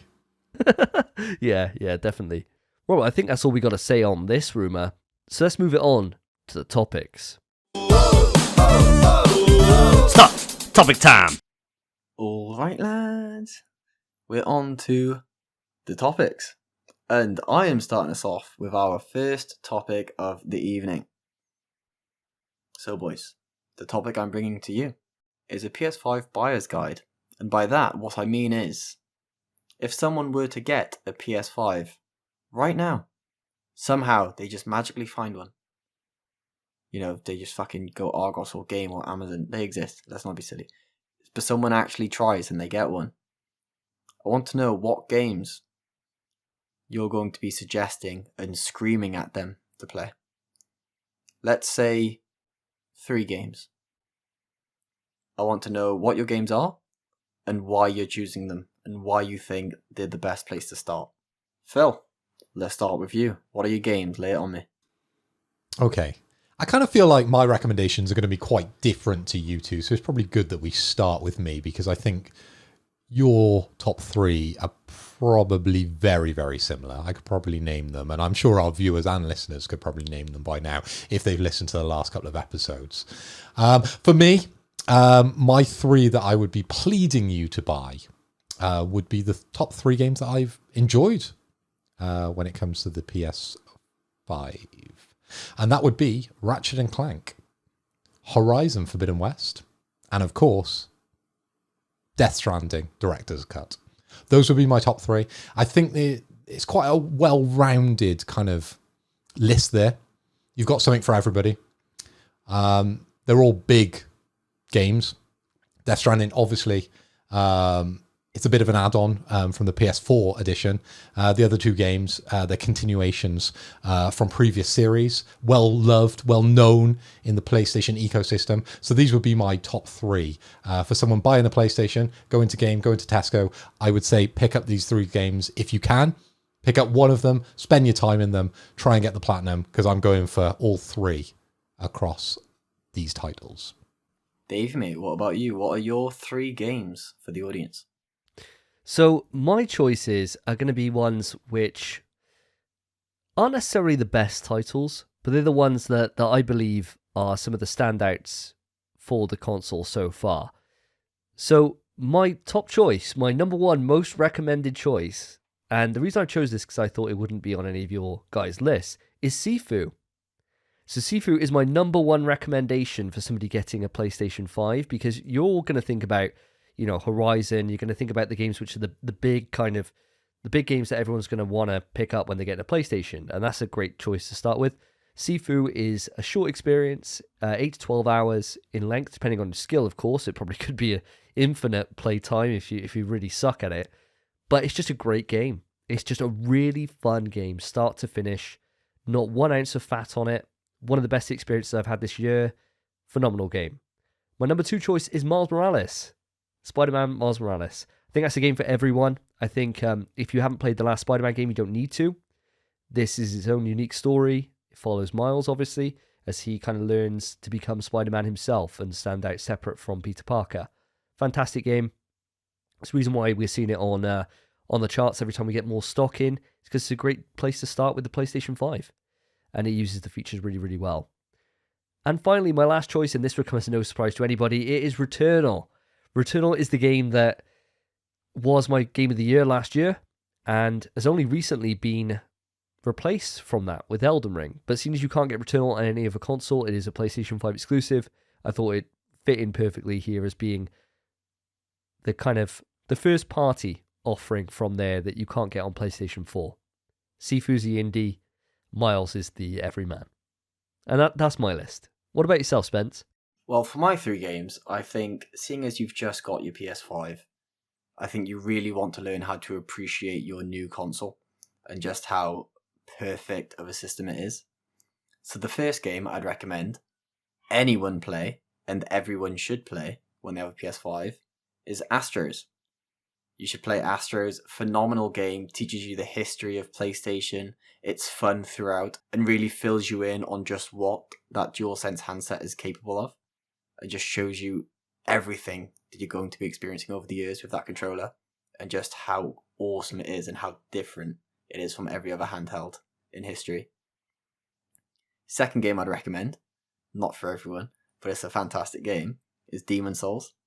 And that's because it will show you the graphical power of the PS5, show you how good the games you're going to be playing are going to look. That game is still beautiful. I say still, it only came out on launch. But it is stunning. And as a launch title, it's just an easy game to get off the go. And I think if people give it the time it deserves, they'll love it. And you can just stare at that game. It is breathtaking. What an awesome game.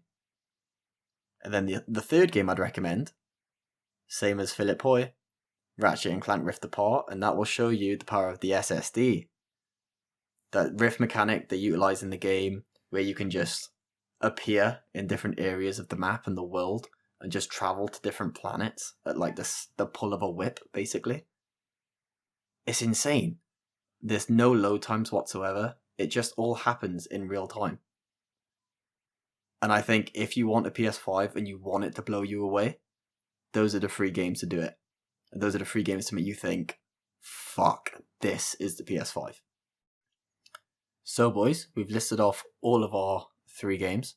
And not gonna lie, I like your list. I think they're pretty good games. Phil especially, we got one game, I gotta like yours more because we said the same game. I think it's time. Maybe we collate our list and we come up with a definitive top 3 games to play on the PS5. So boys, I like your lists. I like my own. I think it's a good idea. Maybe we come together as a boy band and we form to create a unified top 3 games to play when you first get a PS5. What do you boys think? Do you like that idea? Should we? Yeah? I think that's really good, like a Power Rangers kind of thing, where we all assemble together, all like a Captain Planet thing, where we all just put our hands up there and just, wind, water, hot, and just get a list together. I think that's a great idea. And of course, remember listeners, this isn't our top 3 games for the console. These are the ones that we think would be a great introduction to the PS5. Great place to start. So not necessarily the best. Just to put that out there, make that quite clear. So if we're coming across to me to start, I think looking at it, I think Phil's list, we've got Horizon Forbidden West. I think that's a definite must. I think that's the best looking game on the console. So that's the one that when you get your shiny new console, you take it out of the wrapper, you want to show your mates what it's all about, that's the game you put in there to show them. Because that's the WoW game. So I think that's a definite, as far as I'm concerned. It has to be in that top 3 list. What are your thoughts on that? Yeah, 100%. And I think we should stick with exclusives and PS5 exclusives. I don't think we should pick games that possibly could be on other consoles. So unfortunately, I would like to exclude Miles, purely because you could have that experience on PS4 and potentially who we're advising to buy a PlayStation 5 in these games, they might already have a PS4 and might have already played that game. So the emphasis really isn't there for buying that one when it comes to the PS5. But definitely Horizon Forbidden West, and that is why it's in my list, because it is a stunning game. It is the best of the best at the moment for PS5. I heavily recommend it. I'm playing it through at the moment and I am addicted. Everything about that game is incredible. I cannot emphasize how much I enjoy that game, but there are some problems. maybe we'll talk about that next when I give it a 9 out of 10 rating. But I think it's a must-have for a PlayStation 5 owner. I was going to say, if we're following that logic, does that mean that Sifu is excluded as well? Because Sifu is available on PC. Ooh. Ooh.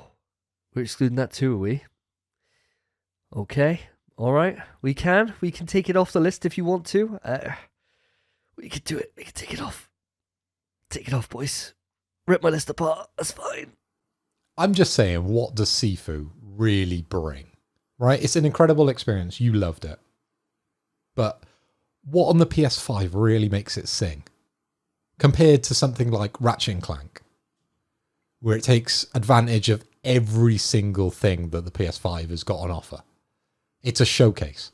The haptic feedback in that game and the noise coming through your handset is awesome. It is so good, man. Honestly, Spence knows what I'm on about. You smack somebody in that game and you just feel it. It's so good. It's a better game than Ratchet, to be honest. Hands down, it's a way better game. I can't imagine, right? I run down on Christmas morning. I open up my PS5, and what have I got? Some indie game that I've never heard of from a series that's new to me. No, mate. I would argue against that being in the top 3 games that we recommend to people. Spence, you're the deciding vote on this one. Oh, we've been off or no? Yeah, you binned off, mate. I can imagine Phil going down on Christmas and he's like, Mum, what the fuck is this? I asked for Horizon. She said, look, they told me it was really good. They said the haptics were so good. Mum, I've got it on PC. Okay, fine. So from my list, the only one that remains on there is Returnal. Now, I think Returnal is a standout when it comes to how it uses the triggers. I think how it uses its adaptive controls are incredible. Its difficulty is probably a bit of a gatekeeper to it, if I'm honest with you, but now they've added the co-op campaign. It does make things a little bit easier. But I think the sound quality, the 3D audio on that is a really standout feature, as is the particle effects are just out of this world on that game. When things are flying towards you and the music's ramping and you can hear things from all different directions, you've got the sound of the rain and the patter of the rain all going all down your handset. It does do quite a lot to show off the console, and it hits your criteria that it's a PlayStation exclusive. Would you guys be happy that being on the list, or would you prefer it to be something else? I'd agree with it being on the list. I think it meets those expectations that I would have coming into PlayStation 5. I want something to blow me away. And I think the graphics, the way the game is structured, definitely ticks those boxes. And hard games are very much in vogue these days, right? We don't know the skill level someone's coming in at when buying this PS5. You want something to challenge you. And I think on our list we need one of those games, and that should be Returnal in my mind, rather than something like Demon Souls potentially. Well, Demon Souls, I suppose, is available on PlayStation 3 in its original form. So I don't know if you want to take that leap of logic. Spence is losing his mind at that. He's not happy with that one at all. It's a remake. They remade the game. Look at a picture of Demon Souls on PS5 next to PS3. Tell me they're the same game. Yeah, that's very true. That's very true.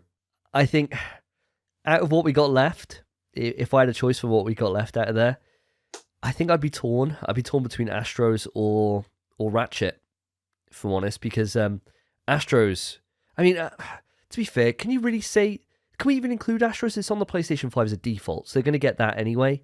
I don't think we can really include it, right? I would say yes, because some people, when they get the PS5, don't play it. Phil. The way I come back to you here, Spence, is that both of us have chosen Ratchet and Clank, so I think it's included in our list by default, purely because it's on our lists, right? So Davey hasn't really got a leg to stand on. So in my mind, and this was the list that I was sort of edging towards anyway, and I'm sure I've set you guys up by putting a couple of stipulations into how I've built this list, but I would have gone Horizon Forbidden West, Ratchet and Clank, and Returnal as 3 quite varied games, 3 very impressive games, 3 exclusive games to PlayStation 5, and 3, in my opinion, must play, must try games. I think that's a great list. I'm really happy with that, to be honest with you, Phil. And I think for somebody who's just getting a PlayStation, it's a great place to just begin and to start off from there and move on to the rest of the great experiences that are on the platform. But you certainly got something to show off your mates, that's for damn sure. It just goes to show how many quality titles we have on PlayStation that we're arguing about a top 3 this early into the development cycle of PlayStation 5. There is so many games. There's literally, well, there isn't 9 games in that list, but there's a lot of games there that are absolute quality. And if you picked any game in that list, you're not going to be disappointed. Right, guys, we are on to our final topic. And the final topic of tonight is movies and video games. Do we need them crossing over? That's the headline. Spence, I'm going to come to you first because I know you are a massive fan of that absolutely terrible movie from the game we cannot mention. You loved it. We went to the cinema. Me and Davey were cursing it all the way through after the first 5 minutes. You loved it. Do you like video game movies? It's a very broad question because I loved it. I did. I'm not going to pretend I didn't. But I loved it for the wrong reasons. I by no way thought that that was a good film. But I thought as a comedy, it was fantastic. And the references they put in, yeah, good job. Well done for including them. But all in the wrong places, in the wrong situations, and just... They were like, how could we get the fans to love this? Oh, let's put the keys in from the game we can't mention too. Oh, okay, so in the game, they're used in the RPD. Like, okay, fuck that. Let's not do that. Someone has to, I'm not going to spoil the film, because I'm sure we have a lot of the game we can't mention fans who probably haven't seen the film. They don't get used there, so that's spoilers enough. But someone has them that shouldn't have them, and they get used somewhere else where they shouldn't get used, and we were just watching it, and all of us laughed. I don't think the viewing figures were very high at the box office, so there's probably quite a high majority listening to the podcast that's never seen this movie. Spence, so be very careful. I will. And so to listeners know, I did just buy this movie on Blu-ray the other day. It was £10. So, you know it was at least worth £10 to me. If you find bad movies funny, like I do, it's worth your time. Okay, Davey, I'm going to come over to you. We're not necessarily speaking about the game that cannot be mentioned movies. I know you're not a fan of those. But I'm talking about video game movies in general. Have you been a fan? Yes and no. There's certain ones that I've really enjoyed, and then most of them I've hated. So the ones I've really enjoyed, if I think back over my years, the first 2 Mortal Kombat movies are great. I really, really enjoyed them. I thought they were fantastic. I think it's just Mortal Kombat, and then I think it might be Mortal Kombat Annihilation. I think that's what it's called. Love both of those. I think they're a class. The Street Fighter movie, that's always a good time. That's a terrible movie, but it is a good time. And the Silent Hill movie is actually a good movie, which really surprised me. I went into the cinema, really low expectations, and came away quite satisfied with it. I thought it was a really unique take on the series, and it had enough callbacks in there, and kind of followed the general basic plot.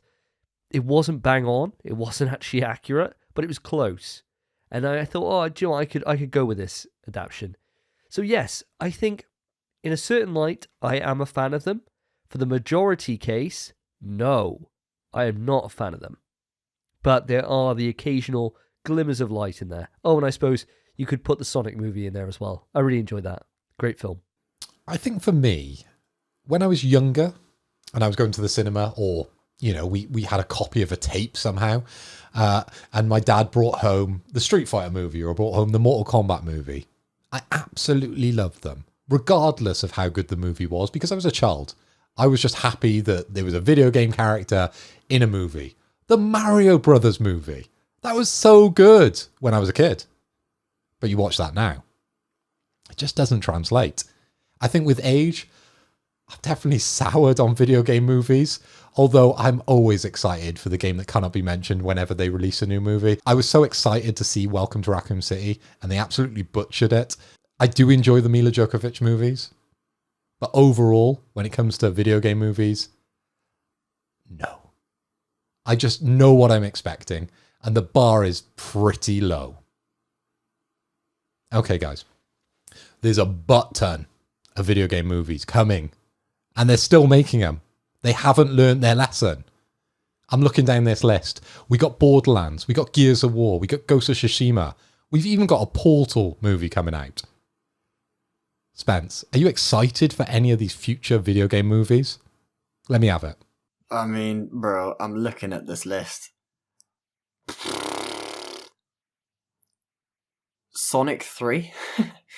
But that's just because Sonic 1 was phenomenal and Sonic 2 is supposed to be really good. I haven't seen it yet. I'm sure that'll be great. So I can't imagine the third one being bad.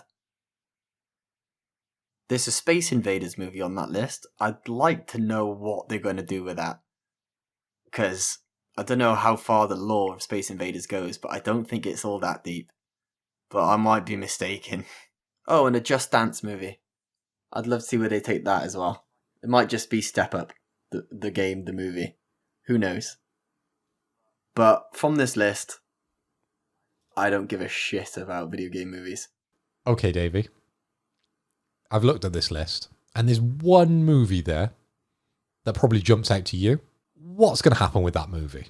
You are, of course, talking about the Metal Gear Solid movie. Now, as far as we know, Oscar Isaac is supposed to be playing Solid Snake, which is an amazing actor to have. Spoiler alert, he should be playing Liquid Snake as well, seeing as they are twins. So I imagine he'll be playing both. Be pretty weird if he wasn't, to be honest. Can't imagine him with blonde, long hair, though. That'd be a bit of a weird one. But out of all the games that are on this list, and there's a couple that haven't been mentioned here, you know, there's the Minecraft movie, the Rabbids movie, good God, my son would probably love that.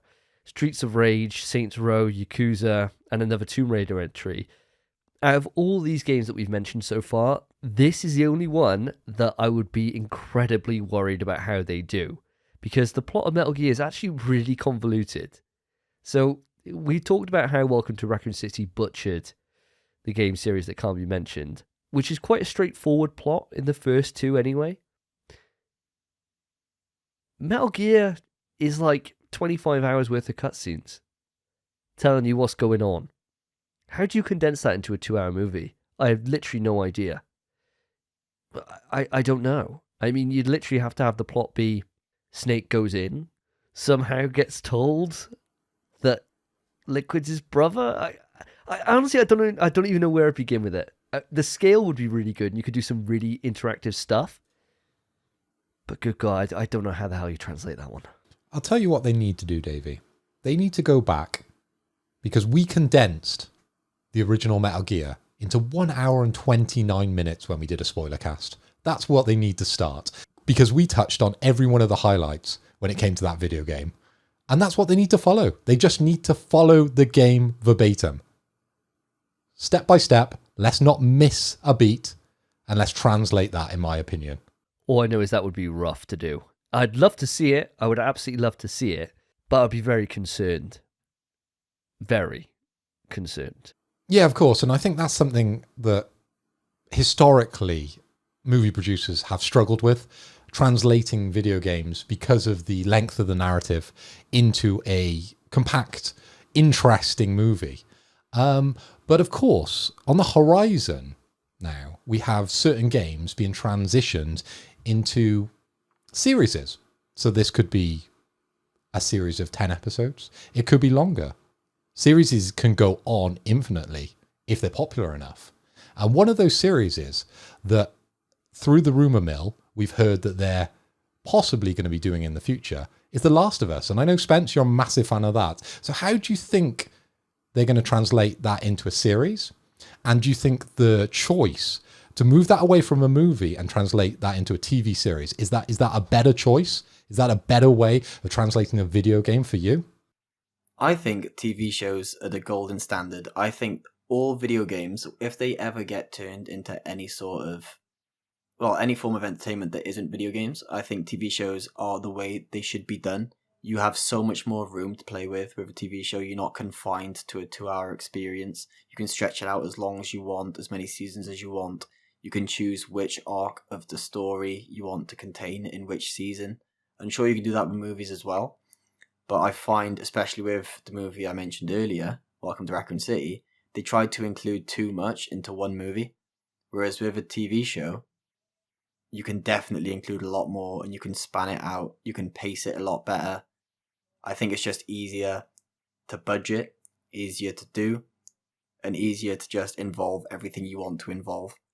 And in terms of The Last of Us, because that's supposedly being made by HBO, I think it's the perfect way to bring Last of Us to the big screen. And I can't wait to see it. I hope they don't butcher it. I think video games going to TV shows is the logical step, and I hope that is what they do in the future, similar to like the game that can't be mentioned. Obviously, they've done loads of movies, and now Netflix is bringing out a TV show for the franchise. I'm hoping that lets them contain a lot more of the video game. But they did an animated series not long ago. It was dog shit. Actually atrocious. And I just hope they give this franchise the attention and detail it deserves. And also just kind of the layout it deserves. Because they keep trying to make it action. And I feel like it shouldn't be action. Make it horror. But even then, TV show is the better format for a video game, in my opinion. Much better than movies ever could be. Spence, you know what? I completely agree with you on that. I think TV is a logical place that games can make more sense because you just get that extra time. And we all know that, you know, with a 2-hour or 3-hour movie, you can tell quite a lot in that. And when you're doing like a book adaptation, movies make sense because a lot of the descriptions, you don't need that because you can see that in the set design, you can see that in the way the world's built, right? So you can really kind of summarize a book down. And even if you tell it over multiple movies, like for example, the last Harry Potter did, where it's told it over 2 movies to get that book out there, 'cause it's a big book, that makes sense. With a game, you know, if you're talking about something that's got like a 20-odd hour, that's a massive amount to be able to take that much level of detail and lore, which isn't described to you, is shown to you on screen just like a movie is. So how do you do that and condense it down to its rawest parts? No one's going to be totally happy with that, that's a fan of it. Now, my problem with this, right, with this whole discussion, is always around the case that I just don't think that games need to pursue this avenue. I really don't. Because the thing about it is, years ago in the 90s, when games were being transitioned over into being movies, like with Mortal Kombat, Street Fighter, Mario, things like that, the difference between the gaming industry and the movie industry was monumental. There was a huge difference between the two. Now, gaming actually makes more money than Hollywood brings in. Gaming's a bigger industry now than movies is. So whereas before it was like the way to get your thing out into the mainstream, now it's just like an extra little cash converter than anything else. It's not really essential. Now there is a problem with this view, and that is that we got evidence that the Witcher games went on to sell a lot more in Witcher 3 after the Witcher TV series. So it did have an impact on its overall sales. But for me, I don't think this is the same prestige factor that it used to be back in the 90s. And I wish that they would just realise that what they're making in their own form factor of media is good enough to stand on its own. You don't need to be chasing this TV ghost or this movie ghost to try and make your series legitimised to all the 60 and 70-year-old grandmas that are out there and don't play PlayStation. Who gives a shit? It's a tiny market compared to your looking after your IP and making sure that it's the best it can be, which is going to be in a gaming format. That's just my take on it anyway. So as video game fans, we are passionate about our IP. We eat, sleep and breathe our fandom. And when a director comes along and doesn't pay that type of attention, in my opinion, it just feels cheap. Take, for example, the Dragon Ball movie. Davey, how did you feel about that? Hurt? Devastated. like I was just saying, you've got to protect your IP, and to see something that you love so much be translated and botched in such a way that it's insulting to your eyes, that your eyes physically want to leave your body and go up your arsehole to escape whatever torture you just put them through. One of the worst things I've ever seen in my life, Phil. And it haunts me to this day. And for me, it's exactly the same with the Transformer movies. I hate Michael Bay. I'm calling him out. If he wants to step into a boxing ring, I'm there. Set that up, boys. And does anyone actually like those movies? In my opinion, and what you were saying, Davey, it just devalues the brand. Let a game be a game. They don't need to be anything else. They really don't. I think it's the odd exception where it makes like a perfect sense to adapt it, maybe like a walk-in simulator or something of that nature, right? Something where it's a very tight kind of story-driven thing. You can translate that quite easily, I think. But as soon as you start going into something with, 20-odd hour runtime or whatever, or a lot of lore-rich files, how do you translate that to the audience and it still be impactful? It's a tightrope to walk, and not one that I personally am interested in them taking. You said walking simulator there, Davey. My eyebrow twitched. Are you hinting that there's going to be a Death Stranding movie? Because I'm already in. No, and that is certainly one that would not translate. Do you know how bad that would be? It barely translates to gaming. The amount of people that don't like it because of what it is at the moment, where you're fighting invisible things and walking around just throwing piss at invisible things, it barely translates into a game, mate. Let alone seeing Norman Reedus flounce around in mud talking about BTs. That's always your go-to about piss, and I feel like you undermine what Kojima was trying to do there. But anyway, what I was going to say is The Walking Dead's finished now.